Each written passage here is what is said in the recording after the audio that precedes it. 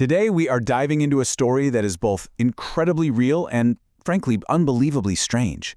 It's all about how one single moment of betrayal can set off this domino effect of loss, pushing someone right to the absolute edge. But it's also about what can happen at that edge, when hitting rock bottom reveals some kind of unexplainable power. And that's really the question at the heart of this, isn't it? When your entire world just completely falls apart, what comes next? This is a story about that collapse and the totally unexpected, almost unbelievable rebirth that follows it. Okay, so let's jump in. Meet our main character, Vera. Her story kicks off with a scene that might feel kinda tragically familiar, but for her, it is the horrifying moment that splits her life into a before and an after. This is the question just echoing in her head. The words she whispers into the cold air after she's just fled her own home. It's the sound of pure disbelief, the very first crack in the foundation of the life she thought she had. It's like something out of a bad movie, but the pain is gut-wrenchingly real. She walks in, sees a pair of boots in the hallway that aren't hers, hears sounds from the bedroom, and her entire world just grinds to a halt. It's Dennis, her partner, in their bed with someone else. And in this incredible moment of strength, she refuses to let them see her break down. She just turns around and slams the door on her old life. Later that night, as she's shivering and alone, this is the thought that finally solidifies in her mind. This isn't just about cheating. It's this profound, deep sense of betrayal. The man she built her whole life with has suddenly become the enemy. And the confrontation the next morning? It's just brutal. When Vera finally faces Dennis, there's no apology, not a hint of remorse. And get this, he's not just her partner, he's her boss. He's the co-owner of the publishing house where she's the chief editor. And all he gives her is this cold, cruel arrogance. And then he delivers the final crushing blow. He actually sneers these words at her, reminding her that he found her, threatening her career, and just twisting the knife by reminding her she has no other family. It is a vicious, calculated attack on her deepest insecurities, and it's designed to completely shatter her. So, with those horrible words just ringing in her ears, Vera runs. But her nightmare is far from over. In just a few short hours, what was a terrible situation is about to become absolutely catastrophic. Just look at how fast her life unravels. In less than 24 hours, her whole world is systematically dismantled. First, it's her partner and her home. Then, she realizes her bag is gone. No money, no phone, nothing. She manages to find shelter at her office, only for Denise to show up at dawn. And by morning, he's had her fired and the locks changed. She has officially lost everything. It's right here, at her absolute lowest point, just wandering the snowy streets with nothing to her name, that the story takes a sharp, unexpected turn. This is where we pivot from a grounded drama into something far more mysterious. To picture this, she's completely lost in her own misery, just staring at her broken reflection in a shop window, when, bam, she bumps right into a man. Flowers scatter all over the sidewalk. It's a small, forgettable moment that happens 1,000 times a day in a big city.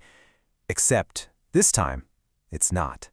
The man offers her a hand to help her get up, and the second their hands touch, something electric happens. The source material describes it so vividly. Her lungs feel like they're on fire, her head is spinning. It's this crazy physical reaction that tells you this is no ordinary encounter. And what follows that physical sensation is something Vera absolutely cannot explain.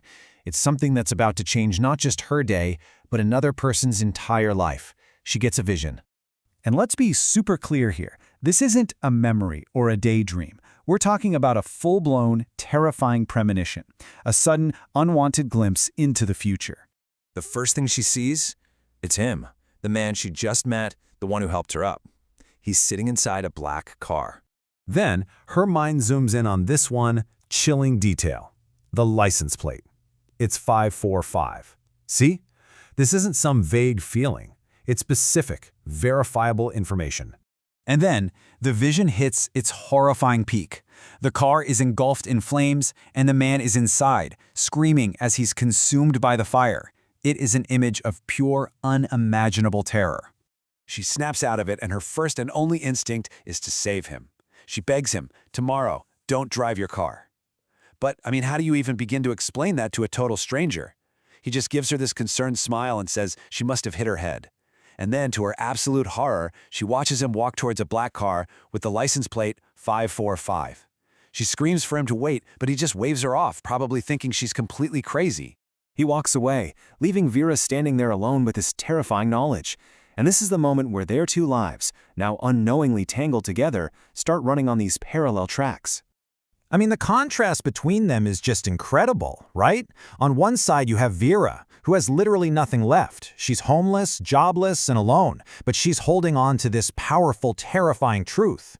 And on the other side, you've got this man, Oleg. He's sitting in a fancy office, he's successful, has everything money can buy, and yet he feels empty and he is completely oblivious to the danger he's in. So, as Vera is confirming her final losses, yep, the locks are changed, her job is gone, Oleg is telling his friend about the strange girl he just met. His friend laughs, and Oleg laughs with him, but you can tell the encounter unsettled him.